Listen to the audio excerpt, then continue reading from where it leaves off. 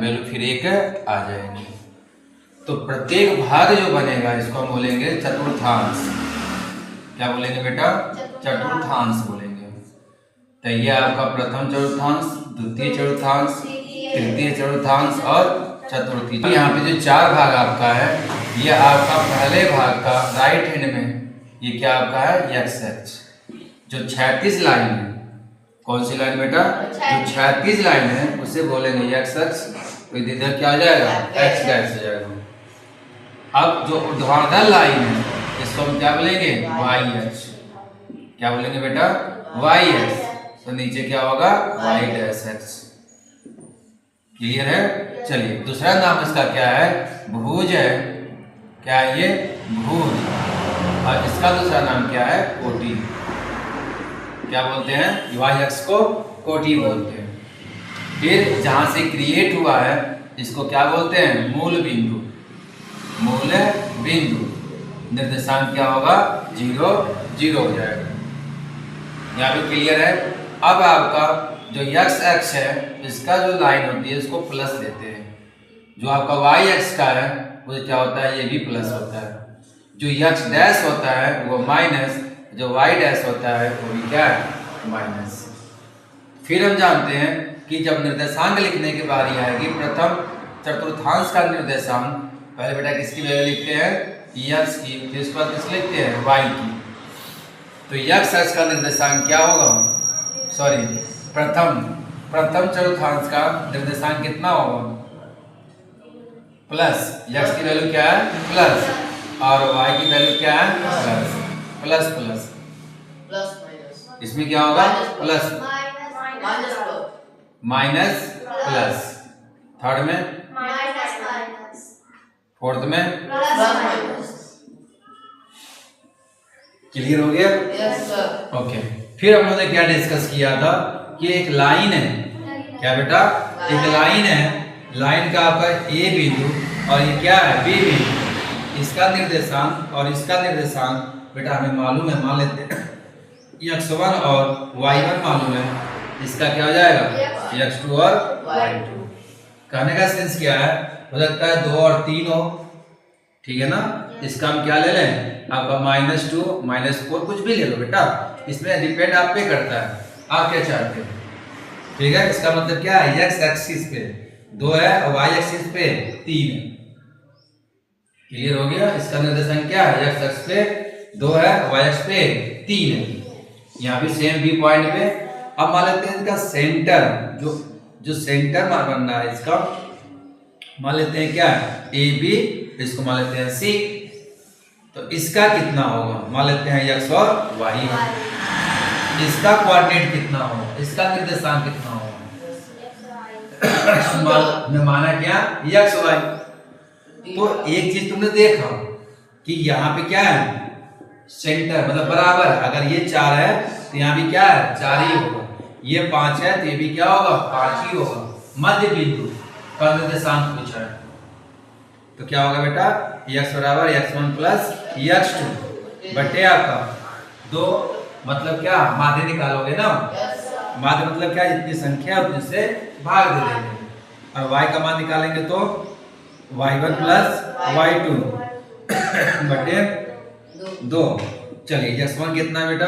आपका 2 प्लस -2 बटे क्या आ जाएगा? 2। और y1 क्या है? 3 प्लस 0 बटे 2। इसका करेंगे -2 प्लस 2 0 बटे 2। मतलब क्या आ गया? 0। क्या आ गया? 0।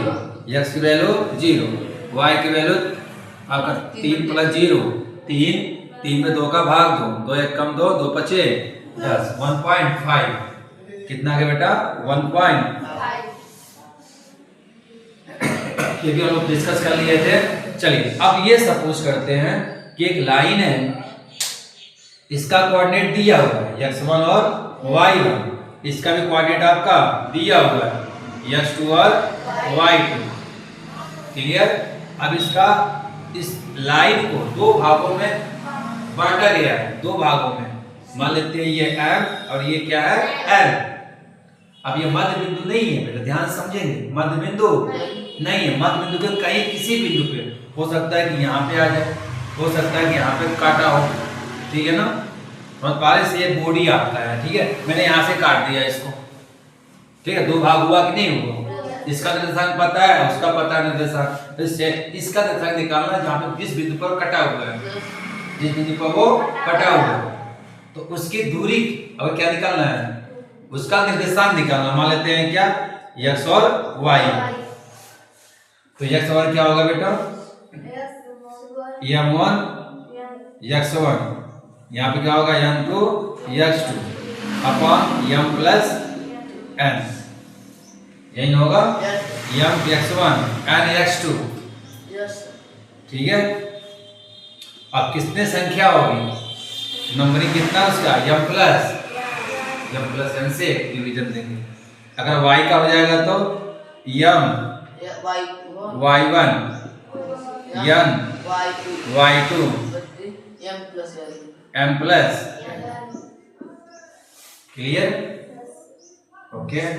चलिए यही है, जब हाफ हो जाता है, आधा आधा हो जाता है, ध्यान समझो, तो फॉर्मूला यही है। मान लो m और n क्या हो जाए, आपस में बराबर हो जाए।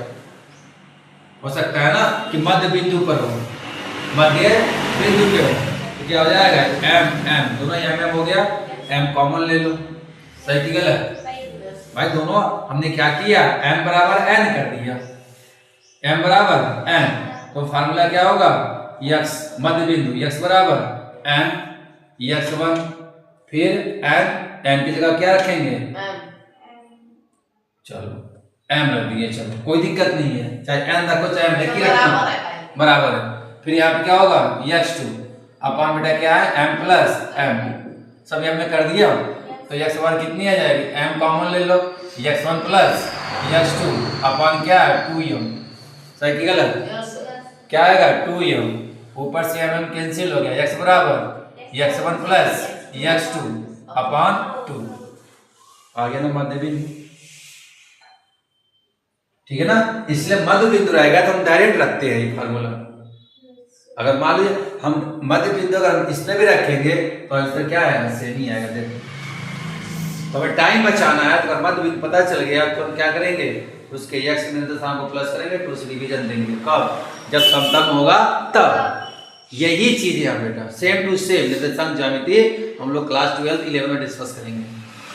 जो एडवांस मैथ पढ़ेंगे तो वहां पे हम क्या देंगे, 3D देंगे, वहां पे क्या लेंगे हम लोग 3D, z बढ़ जाएगा, z क्या होगा, बढ़ जाएगा, मतलब x बराबर x1 plus x2 plus x3 अपन क्या हो जाएगा 3 हो जाएगा।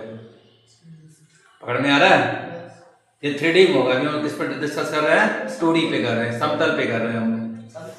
हाँ समतल पे क्या होगा, 2D होता है। समतल क्या है, 2D, लंबाई और चौड़ाई इसमें है, और 3D मतलब क्या, ऊंचाई भी मिल जाएगा।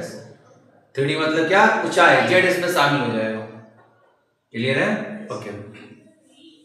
बस इतनी ही है आपके सिलेबस में, बाकी आपका क्लास, ठीक है, 11th 12th में मिलेगा। चलिए क्वेश्चन सॉल्व किए थे। अच्छा एक नोट और इसमें है, वो नोट क्या है बेटा, दूरी निकालनी है। क्या निकालनी हो, डिस्टेंस निकालनी हो। जैसे मान लो दो एक लाइन है ए और बी, अब इसके निर्देशांक मालूम है, x1 और y1, x2 और y2, कुछ भी मान लेंगे, ठीक है। ओके, ये AB की कितनी दूरी होगी, ये दूरी कितना होगा, ठीक है ना। 2 मीटर है, 3 मीटर है, 4 मीटर। हम दूरी का बहुत सारा फॉर्मूला जानते हैं। दूरी बराबर क्या होता है, दूरी बराबर नहीं जी, दिमाग पे यूज करो, फार्मूला पूछ रहा हूँ। दूरी बराबर दूरी बराबर 4 बड़े समय ना, दूरी बराबर 4 बड़े समय, बट यहाँ पे दूरी ये लंबाई निकालनी है, कितनी लंबाई है इसकी, ठीक है। तो लंबाई क्या हमको पता है क्या, तो क्या करेंगे, x1 माइनस x2 का स्क्वायर, y1 माइनस y2 का स्क्वायर, या x2 माइनस x1 कर देंगे तो भी सही है। क्यों, क्योंकि वर्ग है ऊपर, कोई अंतर है नहीं आएगा। गलती से आपने, गलती से नहीं, बहुत सारी किताब में दिया भी है, ठीक है ना, x2 माइनस x1 दिया हुआ है तो कर सकते हैं बेटा। क्यों, क्योंकि यहाँ पे वर्ग है, वर्ग चाहे माइनस हो चाहे प्लस हो, कोई आंसर चेंजिंग नहीं होता है। तो दूरी निकाल लेंगे और मात्रक क्या होगा बेटा, ध्यान समझना। मात्रक जैसे मान लो इसका आंसर आ गया, मान लेते हैं दूरी क्या मान लो 2 3, इसका 1 2 मान लेते हैं, सब हो सकता है ना। चलिए मान क्या रख दो इसका, x1 2 माइनस 1 कितना आएगा बेटा, 1 का स्क्वायर 1 का स्क्वायर 1, पकड़ में आ गया ना। 2 में से 1 जा 1 का स्क्वायर 1 प्लस ये क्या है 3 है, 3 में से 2 जा 1 का स्क्वायर 1, अब 1 1 2 कितना आ गया करड़े में 2 वर्ग इकाई वर्ग, सॉरी इकाई वर्ग क्या आएगा इकाई वर्ग, क्योंकि दूरी निकाल रहे हैं। मात्रक क्या देंगे इकाई, इकाई का मतलब क्या है कि या तो सेमी मीटर किलोमीटर जो भी होगा, ठीक है, इकाई में होगा, एक ही पावर में होगा, ठीक है, एक ही घात में होगा। अगर एक क्षेत्रफल होता तो वर्ग इकाई, आयतन होता तो घन इकाई।